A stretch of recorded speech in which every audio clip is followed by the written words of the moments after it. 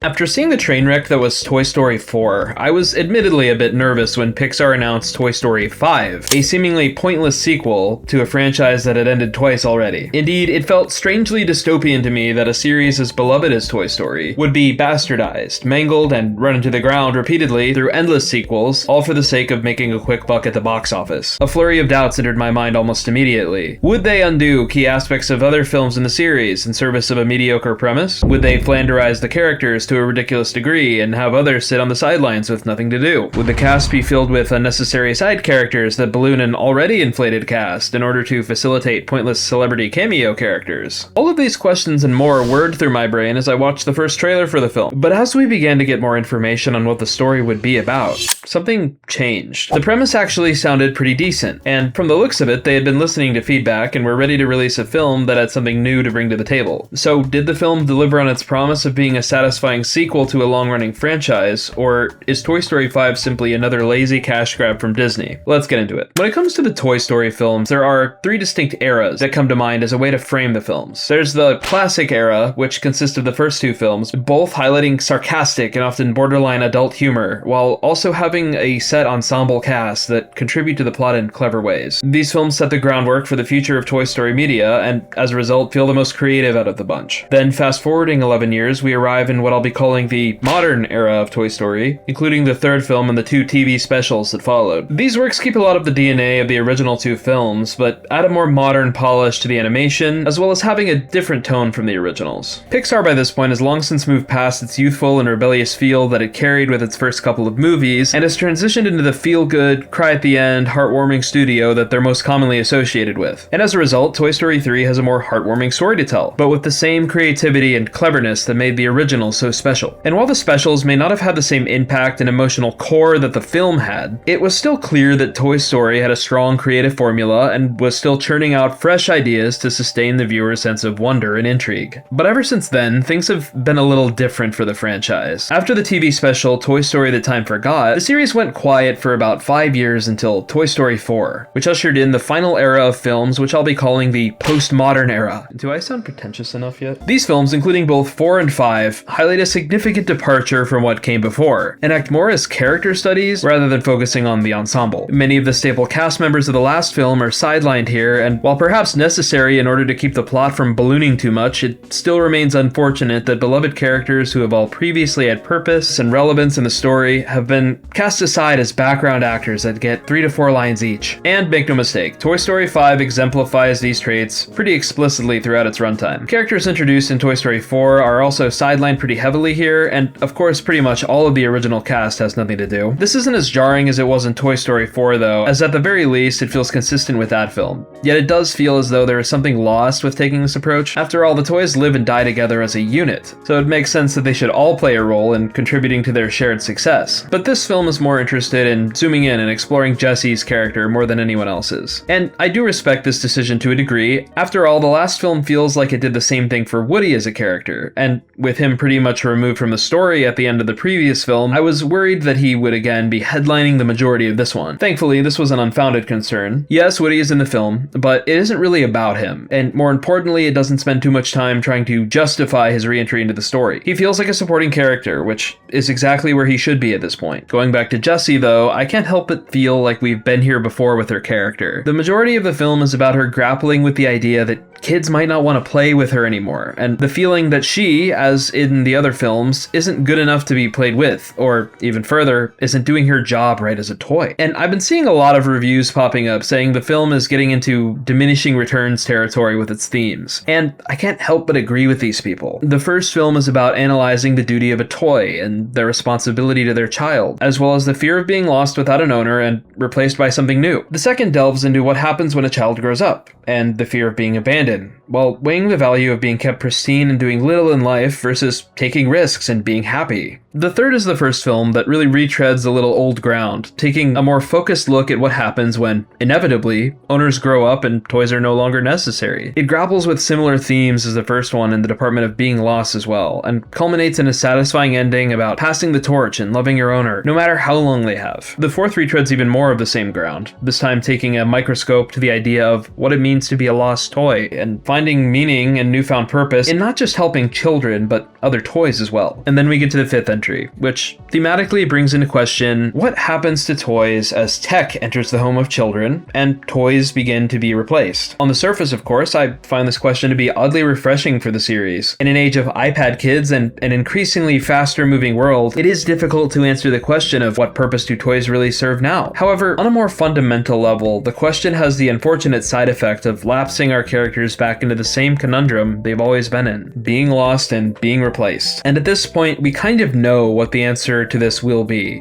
what it must be. That is, that the toys must reunite with their owner and make the most out of the time they have left. And look, I don't dislike Toy Story 5, I actually think it's kind of a refreshing bounce back from the previous film in terms of quality. There's no weird retcons that undermine the other films, no moments of sheer character assassination that totally upheave the plot, but still, the movie feels like it's lacking a little of what made the originals feel fresh thematically. However, on a purely plot-focused level, this movie actually really works for me. As stated, the tech takeover storyline feels like a natural environment to set a Toy Story film, and indeed has only really been focused on lightly in past installments. Lily Pad makes for a fun antagonist and exemplifies a conflict that hasn't really been explored in a Toy Story film yet, while other antagonists in the films range from being forces of nature, dictators, or petty rivals. It seems that this is the first film in the franchise that pits toys against one another in a fight for the future well-being of their kid. Because at her core, Lily Pad isn't really a villain per se. Yes, she represents to the toys the pinnacle of what is wrong with kids' technology, but at her heart she still wants what's best for Bonnie. And this push to help Bonnie grow in different ways is an interesting conflict, because you can envision a world which both are technically correct, right? On the one hand, Bonnie is still a kid,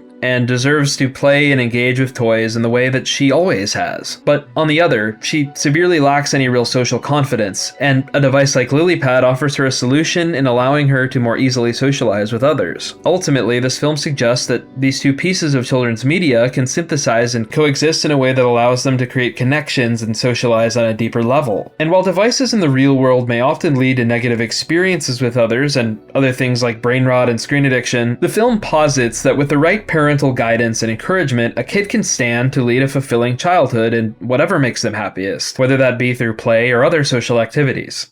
And I don't know, I like that idea quite a lot. However, I do think the film could stand to explore the downsides of technology on a slightly deeper level than it does. While there are definitely consequences to using a device in everyday life, the film doesn't really get into it all that much. But in terms of other production elements, the animation is always amazing with Pixar films. It's difficult to really sing the praises of their animation enough, so I won't. Likewise, the score also does a great job making the film feel impactful and important. There was a moment where I got a little choked up, so it's definitely worth noting that Pixar does indeed still got it when it comes to hitting you in the feels. Many of the new characters introduced in this one are actually pretty charming too, and don't feel like they exist for the sole purpose of having celebrity cameos, which is a plus. In fact, my favorite character this time around is the Smarty Pants character voiced by Conan O'Brien, who admittedly is a celebrity cameo, but unlike the Key and Peele characters of the last film, I actually find to be funny and charming. Speaking of the voice acting though, that is something worth addressing as another issue with the film. While much of the cast does a fantastic job voicing their characters, there are an equal amount of voice actors that feel a bit off. This is a problem that has plagued Pixar a few times, and it's very obvious here. That problem being that many of the classic characters have voice actors that have aged significantly since they started playing these characters. Specifically, Jessie is the most noticeable in this department. Her vocal range is reduced significantly from previous films, and to be honest, it does kind of hinder much of the line delivery here. Her vocal fry has a different cadence to it that